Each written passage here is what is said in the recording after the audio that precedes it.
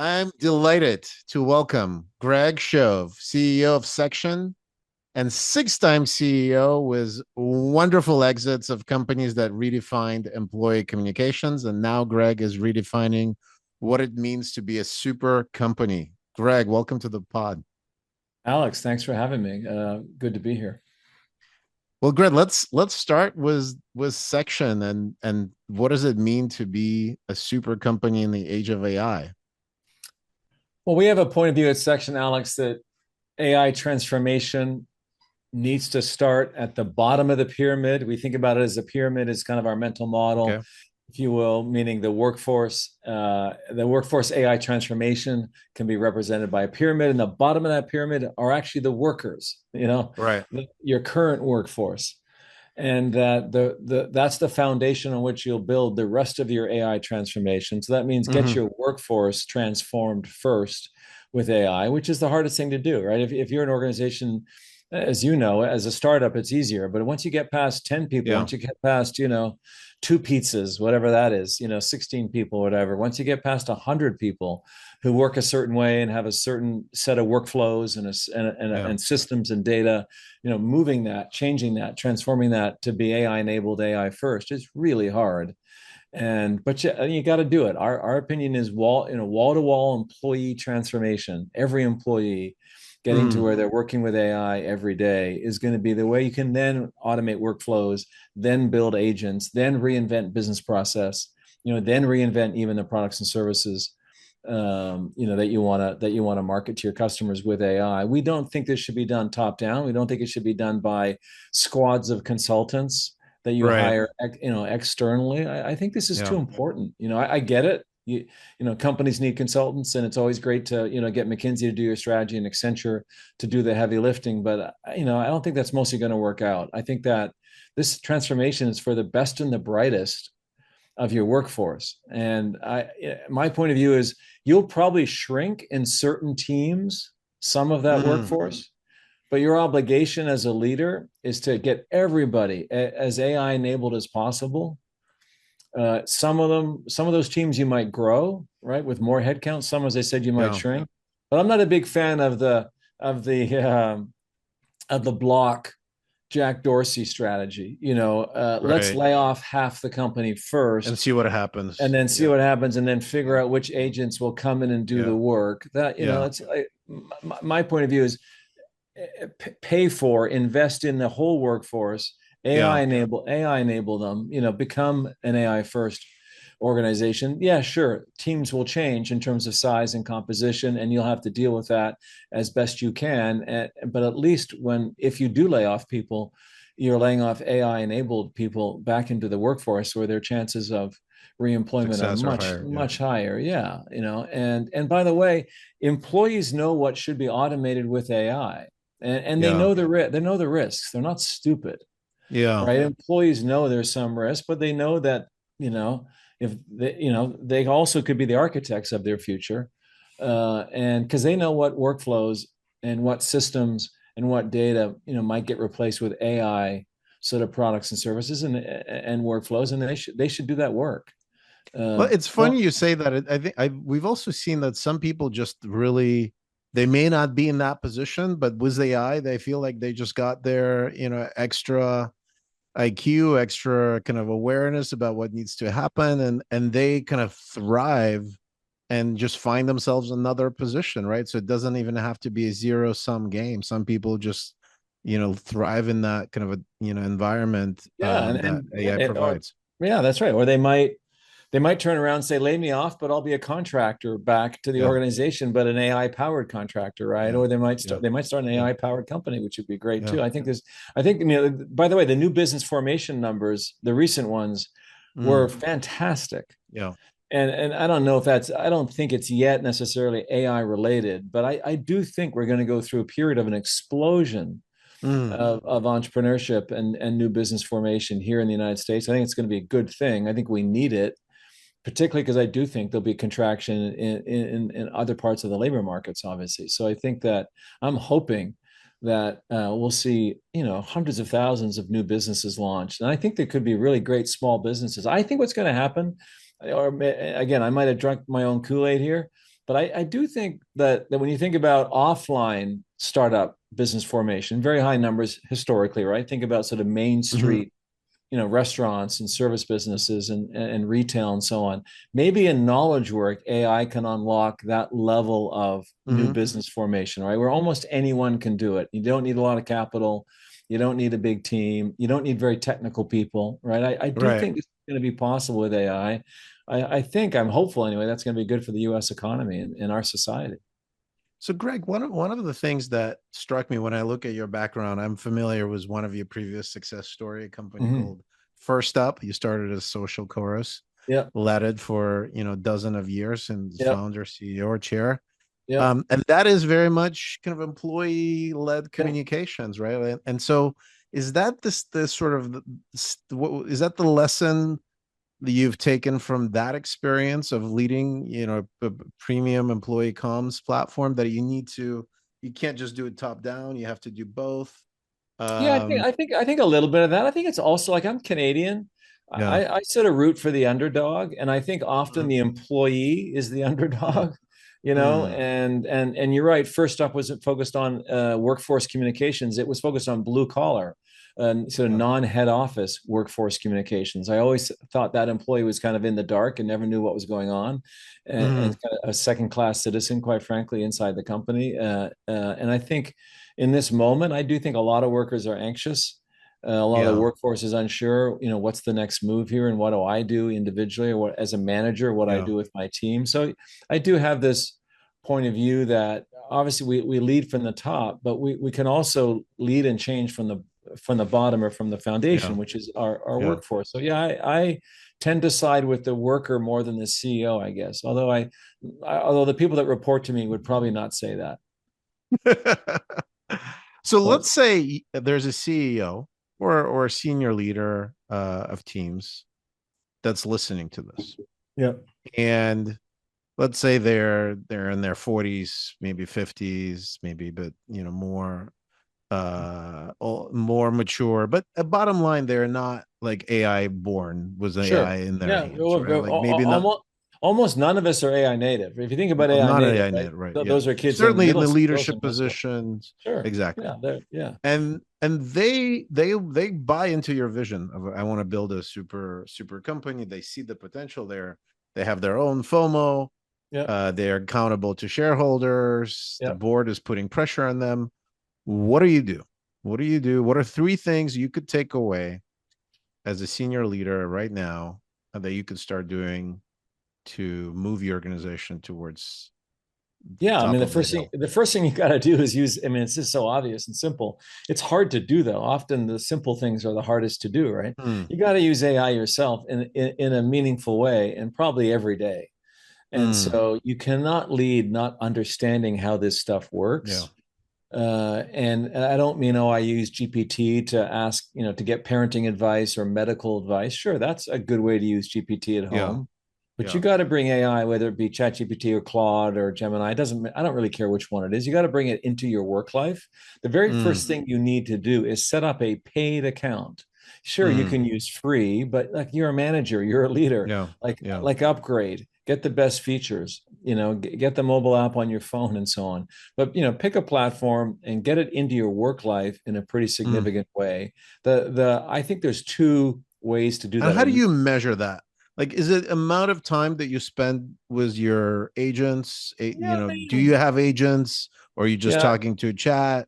Right. Like, how do you know that you are sure. investing? Like, I hear some CEOs say, oh, I'm now allocating mornings, Tuesday and Wednesday morning, 2 hours. I'm just playing around, right? Like, so there's Yeah, that level of thinking sure. versus, I don't have that time. I wish I did. yeah. And most of my AI playtime, frankly, is happening on the weekends. Um, Mm, unfortunately, I don't think it's about time spent. I think it's about tasks okay. completed, right? A set of output or decisions improved. So I think Mm, about it in two ways. Can I outsource work to AI that gives me back time? And or can I optimize decisions by using AI as a thought partner? So I think every mm, executive should do two things. Use AI as a thought partner for every medium to high stakes decision. Right. like all the time. And that might be a 5 or 10 or 15-minute conversation with AI every day. And Mm, that's enough, right? You can role play mm, with AI. You can ask AI, strategic questions. Like, how would you use a thought partner? You yeah. have one available now 24/7 for 20 bucks a month, who's Yeah. smarter than you. Why would you not do that? And the other thing I would do is build a chief of staff, an Mm, AI chief of staff. okay. If you're a leader or manager, you may have an assistant. You probably don't these days, but you can create one. So whether that's a Claude project or a GPT project or a GPT skill, which just got released the last couple of days, or if you're that comfortable with Claude and you can use co-work, Yeah. that's more advanced. Again, I don't think it matters, and I think it could just be your prompting, your chat GPT. But basically, think about this as, can I build a chief of staff or a great assistant with my AI and see what value that generates for you. The biggest issue I have is leaders don't understand the capabilities here and don't really appreciate what their own employees are going through, which is Mm, not just technical, not just like how do I do it, but what it feels like. mm. I think we're underestimating the anxieties related to these technologies because the media keeps hyping all the anxieties That's right right. around So, yeah. going to take our jobs. We're going to be on a beach getting a UBI check. No, that's not going to happen in America. Yeah. So like it's just this craziness that the media it's either going to be a world of abundance or a world of unemployment. Like that's not helpful to anyone, but it Yeah. does create anxiety. So I think as a leader, you've got to use these tools so you can appreciate. Oh no, wait a minute. The AI is actually pretty good at this. Actually, the AI is Mm, better than me right. at this part of my job. And like you Mm, need to feel that because that's mm, what your employees are now feeling. And as you know, it's engineering first. So if you're a software company or a company that uses software and develops software, and a lot of businesses do now that aren't software companies, software engineering and software engineers are the canaries in the coal mine, and they're yeah. going through these. They're going through this real kind of existential, emotional kind of crisis right now because they're realizing the AIs are 5x 10x is good. I mean the parts of GPT, OpenAI and Anthropic have been very public. Now they have self-interest to do this, but Yeah. they've been very public recently around some of their new capabilities have been 100% AI coded, Yeah. 100% of the code generated by AI. So if you're a software engineer, that's a little freaky. And Yeah. so if you're a leader of those engineers or a leader of a company that has those employees inside of it, you've got to understand, I think, and more deeply appreciate what's going on here because the transformation you're asking people to do is pretty significant and it looks pretty scary, which is you're not going to be coding. That doesn't mean we're going to lay you off. Because by the way, when you have AI writing code, you need a lot of other work being done, which is both Yeah. architecture, Yeah. QA, design, product management. So again, some of that headcount might shift, but anyway, I just think leaders, you got to lead. You got to wear the shoes. So, and Yeah, there are exactly. typically two types of people, I think, at least in the uh broad sense. So there's always the late adopters in the organizations, right? They may be afraid, but they're not moving. Yep. And then there's people that are always kind of ready to jump on the next Sure. bandwagon or just see an opportunity to Yeah. grow. They're maybe a little bit younger, but it's more mindset, right? Like it's more Mindset. It's a mindset. growth mindset. I'm Right. old and I figured this out, Yeah. 3 years ago. So if I can figure it out, anybody can. I'm Yeah. not technical.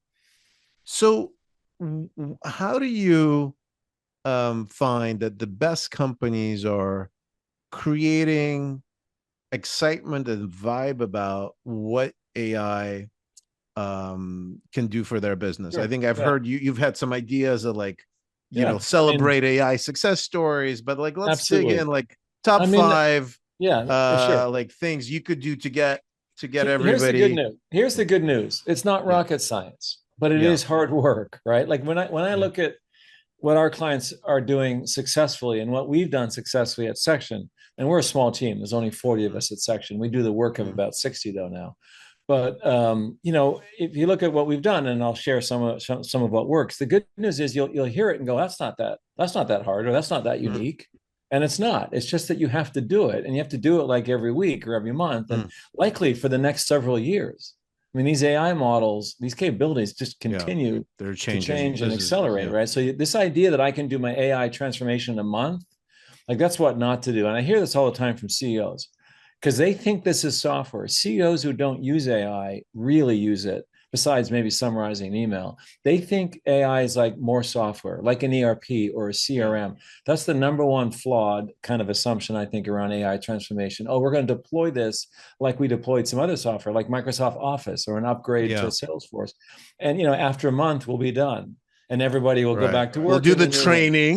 do the We'll do the training, and training. we'll Everybody's do going the to be all trained up. hands, and we'll have maybe a couple spotlight on some, the Yeah. best people that did it the best or whatever. Like, Yeah. it's Yeah. so Put it in naive. our LMS. Put it in Yeah, our put LMS. LMS, exactly, and in the newsletter. It's Yeah. so stupid. It's so Yeah. stupid and naive, and just Yeah. betrays the fact that you've never actually used these technologies in your day job. So yeah, here's what works. Hackathons work. It's simple, but hackathons work. Get people building stuff with AI, and not just the engineers, the salespeople, the marketing people.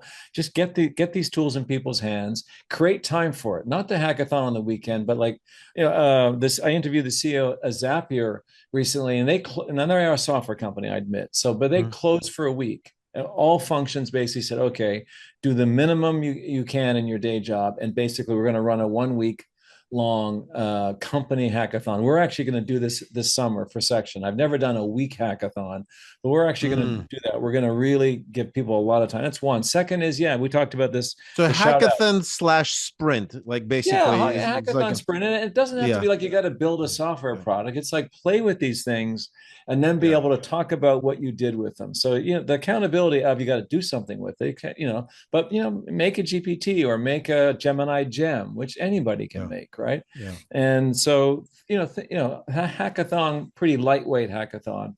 The yeah. software engineers will be more serious maybe and try to do the hard shit. But, the salespeople can do the simple stuff like me, right? Okay.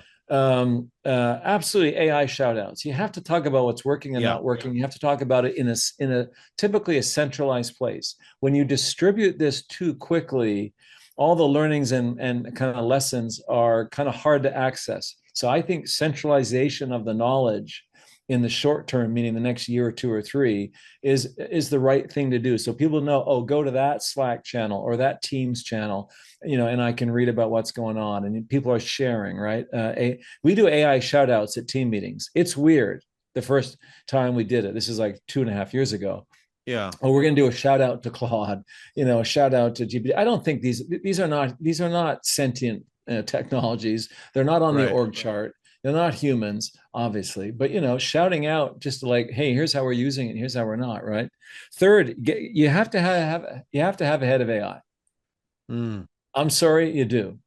Suck it What up and size? What size company? We're starting what size oh well, company? so we're 40 people. We're hiring a head of AI, and this is Okay. because I in the last 6 months got increasingly frustrated that we weren't moving fast enough. And we're an AI company, and we use AI every Yeah. hour. I'd say almost every employee uses AI pretty much at least every day, and I'm sure many times a day.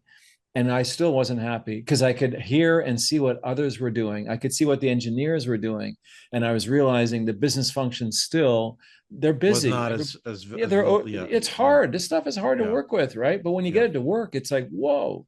yeah. So I'm hiring a head of AI. I made the offer on Friday. He accepted. He starts in a month. And we're 40 people. I would argue any organization more than 25 to 50 people and up needs at least one head of AI and probably more. And again, maybe that position goes away. We don't have Yeah. a head of internet now. We don't have a head of mobile at Yeah. most companies. We're not Yeah. likely going to need heads of AI in a couple, 3, 5 years. You But still I have a think head of digital transformation in some you of do. these Well, the larger big companies companies. do. Yeah, I mean, yeah, exactly. That's how Accenture stays in business, is convincing you need it, right? Yeah. Anyway, so you need a And head they of still AI. deliver a lot of PowerPoints, which Yeah, I always found particularly ironic for yeah. Well, I mean, good luck with that. yeah. Let's start with a paper first version of it. Yeah, So on this, so let's say you somehow wandered in here, you're under 25 employees. yeah. Oh, Who is the head of AI? Is it the CEO, founder, CEO. CEO? Yeah, found a CEO. I mean, in any organization, actually, I think. Listen, every organization, all the way up to the top, follows the lead of a CEO. I Yeah. mean, we do, whether we want to or not, or whether we mean Yeah. to or not, we do. What the CEO cares about, everybody else cares about. And if you, like it just cascades, you know this, right? So Yeah. if you're not into it, your executives aren't. If executives aren't, that means your VPs or directors aren't or whatever, Yeah. and then that's when that's why change goes to die Yeah. at the manager level. The change goes to die at managers because they didn't get it from the top in any rigorous or consistent way. The manager, the line manager, is in a tough job, right? And they're busy and their teams are smaller than they used to be, and so on and so on. Mm. And that's where the change goes to die. And what the line manager knows, but or suspects, Mm. but needs to really expose, and I mean this in a good way, Mm. 10% of every team are AI like active. We know this. As Yeah. you said, there's always Yeah. 10% of an organization that's an early Yeah. adopter. And here's how I think about it. It's pretty simple. Remote work for the companies that do run a remote work organization or even Mm. hybrid. Mm. The bottom line is, which is of course a post-COVID phenomena primarily, what Mm. that meant was the work week ended Friday at 1. That's the Mm. advantage of remote work to the average worker. Get your shit done by Friday afternoon, you're done. AI, for those who are using it inside of organizations, and they are 10% of the organization is, maybe 5 in the federal government, maybe 15 or 20 in a more ambitious company, whatever. Those early adopters, their work week now ends Thursday night. Wow. They're just not telling their boss. And the manager is like, what's going on? But that's what's going on. What's going Mm. on is we always have early adopters, as you said. We've always got growth mindset people. They're typically younger, but not always. And they're like, oh, I can figure this shit out. And whether you Mm. let me do it or not, like unless I'm going to bring my GPT to work, on my phone or on my desktop, and I'm gonna get the advantage. I'm gonna get the edge, Right. and I'll Right. go walk the dog, or take a yoga class, or maybe make dinner for the kids. I mean, that's not a bad thing to do at the time. The company's not getting it yet. So that's my third or fourth thing on the list is find your champions and celebrate them. They're not slackers. They're not Yeah. weirdos. They're actually, they're your agents of change. They're your champions. We So should that's hand in promote. hand with the shout out to AI, because typically there is somebody, and that's Yeah, that who's doing agent of that? change that's Yeah, doing that, yeah. And then we should and you say, want to celebrate them and rock on. promote them, Yeah, you're and not cheating. The first yeah, thing you want to say to them in every yeah. organization is, you're not cheating. Oh, that's great. That's great. Everybody, I mean, again, we're in our bubble here in Silicon Valley. We think everybody's working this way. Well, no, they're not.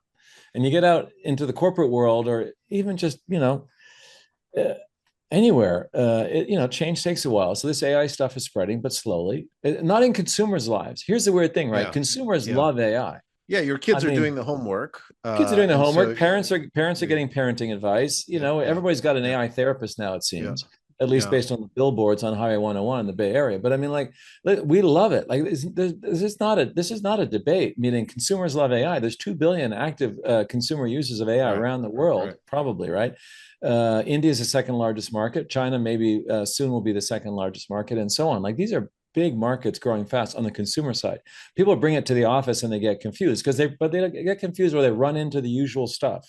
It's Yeah. banned, or you can't connect the data, or don't use that one, use Microsoft Copilot. Well, if you want to slow your AI transformation, deploy Start Microsoft putting Copilot. rules. Yeah. Yeah. Yeah, yeah, and use and deploy Copilot. I'm sorry to say it, but like, I get it why you want to do that. But man, if you're a small organization, just get going with ChatGPT for Teams, or Claude for Teams, or Gemini if you like. We're a Google shop at Section in terms of our workspace. So finally, Gemini is a decent model. So now we're pretty evenly Mm. split our usage across GPT, Claude, and Gemini. Just let people get going. Back to your original question though, because I love it. What I ask, if you're 50 and above, Yeah. the tough conversation I have with leaders, if you're in that sort of age range, would be, if you're closer to 60 and you might want to retire. Mm. Like really ask yourself, are you willing to make, the investment and effort required to live, work, and but really lead in an AI first world? If you're in the knowledge economy Right. and you're resistant, please don't stay in the seat as a leader. You're doing a huge disservice to your team and company, Mm. because they will follow your lead. And if you're on the sidelines, if you're on the fence, if you're like resistant, then you're doing a disservice. And if you can, you're better off to go to the golf course or however it is you want to spend your Mm, retirement days. If you're in that 40 to 55 range, I want you to be very intentional in this moment. And I want you to be very fucking serious about becoming AI enabled as an individual for yourself. mm, Because I think if mm. you don't, you could, I think it's going to be tough. And I think some of those people will leave the workforce and have a hard time getting back in it. And I think so, like, be careful. I want, again, if you have, because you have, by the way, something that the world needs and your company needs, which is experience. We Right. need human judgment to decide what work the AIs do and what work is good enough from the AI that we're going to actually use it versus Yeah. throw it away. Because we're going to throw away a lot of AI work because it's so cheap and it won't be Yeah. very good, right? So I want good humans with experience, but I need them fully AI enabled. Because I can't, otherwise they're the sand in the gears. They're the humans working the old way, and it's going to really They'll be slow tough for the everything down. to Yeah. slow everything down. This And is Amdahl. the seniority signals certain things. Yeah, Now, and one of the questions related to that is that in theory, the more experience you have, the more mature you get, the more you start paying attention to that Stanford course we were talking about, the yep, interpersonal dynamics. yeah, sure, You get regulated. You maybe don't take things as seriously. So sure, maybe like maybe if I'm 25, I'm more freaking out about AI yeah, disrupting everything. But yeah, people who are in 55 already have seen a lot of changes, and they're yeah, like, "All right, I can make through it." Right. So there's that. There's a trust that you build with customers. There's ability to talk to customers, particularly in the enterprise or regulated verticals. So, what is your take on the role of those softer skills, yeah. both for Great self and question. external Yeah, management? yeah, great question. I think this is how I think about hiring anyone right now, Alex. At any level, and this I would say my opinion has evolved Okay. even recently, meaning the last few months, Okay. because of how AI is evolving so quickly in its Tell me. All right. capabilities. So my opinion today, when I look at anyone to hire at any level to bring inside one of my companies, I think about it this way: an AI maximalist. Like that's not a AI proficiency is not enough. AI Got it. proficiency, AI So, proficiency 2 years yeah. 2 years ago, sure, it was new 2 years ago, right? Yeah. But like I want people that are, yeah, So I've that's built non-negotiable. That's non-negotiable. non-negotiable. I'm building Okay. GPTs, I'm building whatever Claude, I'm using Claude Cowork, I'm building Gemini gems, whatever. Like it doesn't matter, but like you are building assistants or automations for your personal life or your work life. Like that's cost of entry. A high level of curiosity and hands-on keyboard, coaxing and using these technologies to find productivity gains, find cognitive improvements, table Okay. stakes. So, like a kid coming out of college today, because that's how they are, you need to be that way at any stage of your career, in my opinion, today. The second thing I'm Mm, looking for is, do you have one or two? More is great. mm, Human skills that are mm. high and could maybe even go higher. Like, are you coachable?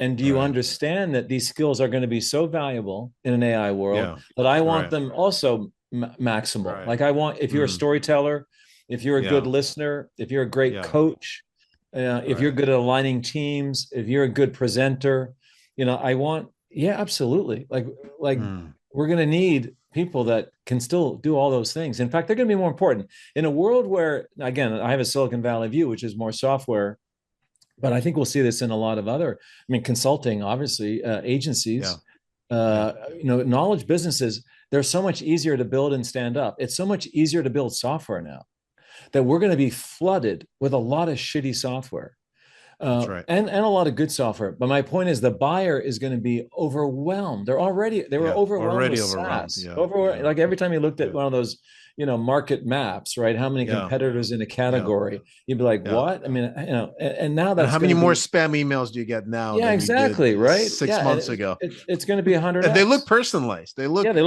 personalized. So yeah. that whole go to market motion Yeah.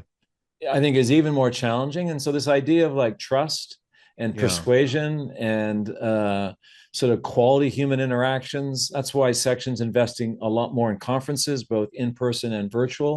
Like we think the bar is rising for kind of sales and marketing, especially to the enterprise. I think it's Yeah. just, that problem's going to get sort of worse, so to speak, meaning a lot of new entrants, Yeah. uh, both software and services, into these industries and into these verticals. So how do you stand out? And I think that's good marketing, and the good marketing comes from mostly good humans and some automation. Mm. Anyway, so yeah, I think those skills. So basically, Uh, two main to summarize. And I think that's really important distinction. There's the maximalist optimizer, and then there's the satisfizer.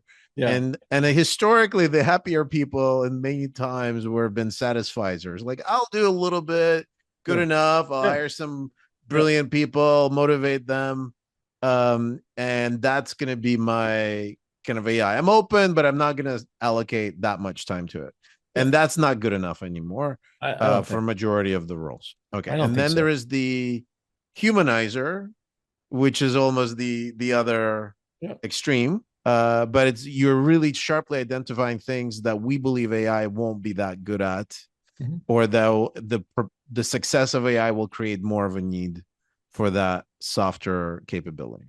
Yeah, yeah. I think the way to think about it, to summarize, Alex, would be: are you someone at any level that can manage AI to generate higher returns than someone else? Because AI is not free. The prices have been dropping like Yeah, crazy, so that's been yeah, good. For us, in terms, we're not paying a lot for AI. $20 yeah, a month gets you great AI. But when you kind of look at an organization, the AI or inference spend, it adds up. So increasingly, as a CEO, I'm going to be looking for individuals. Can you leverage AI the right way? yeah, Because I'm paying for those tokens, right? I'm buying that yeah, AI. It's yeah, it's on my expense line, right? As yeah. as a line item. And by the way, at Section, inference is our third biggest expense, meaning people first, very typical in software companies. People Right, first, other software second, Salesforce, right, Marketo, all that stuff, HubSpot, whatever. Inference is third. Soon, probably middle of this year, inference will be second, meaning I'll be spending more on more on AI the than AI all than my the other software. software combined. It Yeah, won't ever probably get to the level of employees, of course, yeah, but like it's going to be my second biggest line item. yeah, So using that to good effect to yeah, generate revenue and margins and happy customers and all that stuff, operating efficiencies, the individuals, leaders, and teams that can do that, that's the first thing. And then the second thing is, can you get others rallied around and following your lead yeah. on your projects and on your decisions? Those are the human skills, right? And I Mm, need both. I need someone who can deploy inference yeah, and get others to agree that that's the yeah, right thing to do, right? yeah. Kind of management 101. So yeah, that's the combo I'm looking for. Love it.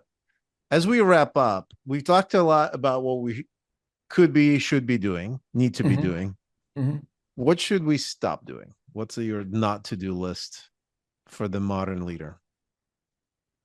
I love that question because I use this mental model of cut and create. Yeah. McKinsey would call it like efficiency and growth and charge you $1 million. Right, right, I right, like right. cut and create. It's just really simple. What do I cut and what do I create? And so we should be cutting stuff that we are not very good at or we don't like to do, right? Right. Particularly that's repetitive. So I think we should stop doing stuff in part by passing it off to AI. Some of it, by the way, we might realize we didn't need to do it anyway. Anyway, Just right, a right. lot of knowledge. I think this is what AI is exposed. A lot of knowledge work is Yeah. busy work. Yeah. And I think that the reason a lot of knowledge workers are exposed to AI, meaning because they haven't leveled up their work. They've allowed it too much of it to be busy work. Too So what I busy want to work. cut is busy work. What I want to Brilliant. what I want Yeah. to add is like, create new things, right? Create Right. create higher value. By the way, the one of the things a leader or manager has to do in the age of AI is come back to the team in a year, maybe sooner, depending on the team, and say, what are we going to do with the time that we save? If you're not Mm, having conversations with your team about, hey, mm, we're all going to use AI and be more productive and save time, if you don't also follow that conversation pretty quickly with, here's the other stuff I want to do, like let's tackle these projects and these decisions and have more fun and create more value. If you don't do that second conversation, everybody's sitting around saying, oh, we're all going to be more productive and we're going to save time, so we're going to get laid off. Some of us will get laid off.